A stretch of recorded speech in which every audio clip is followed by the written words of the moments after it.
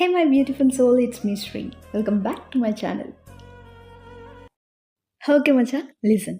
Bhagavad Gita chapter 2 శ్లోకం 19లో శ్రీకృష్ణుడు అర్జునుడితో చెప్తున్నారు, ఆత్మ ఇతరులని చంపుతుంది అని అనుకునేవాడు, అలానే ఇతరుల చేత ఆత్మ చంపబడుతుంది అని అనుకునేవారు అజ్ఞానులు. ఎందుకంటే రియాలిటీలో ఆత్మ ఎవ్వరిని చంపదు, ఆత్మని ఎవ్వరూ చంపలేరు అని చెప్తున్నారు. కురుక్షేత్ర యుద్ధంలో కౌరవులు పాండవులని చంపేస్తాం అనుకున్నారు, అది అజ్ఞానమే. అలానే అర్జునుడు యుద్ధం ముందు నా ఫ్యామిలీని నా చేతులతోనే నేను ఎలా చంపుకుంటాను అని బాధపడతాడు, అది కూడా అజ్ఞానమే. ఎందుకంటే ఈ ఫిజికల్ బాడీయే మనం అనుకుంటాం, అదే మాయలో ఉంటాం. బట్ ట్రూ సెల్ఫ్, సోల్, ఆత్మని ఎవ్వరూ చంపలేరు. అంటే ఇప్పుడు ఆత్మని చంపలేరు కాబట్టి మనం ఎవరినైనా చంపేయొచ్చా? ఫుల్ వైలెన్స్ చేయొచ్చా?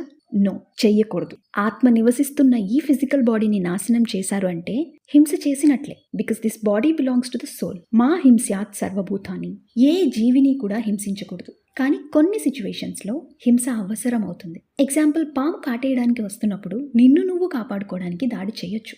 Violence is generally prohibited unless it is necessary for self defence or to protect others from harm. అది కాకుండా ఎలాంటి వైలెన్స్ కూడా పర్మిట్ కాదు, even to the animals. So that's the takeaway for today.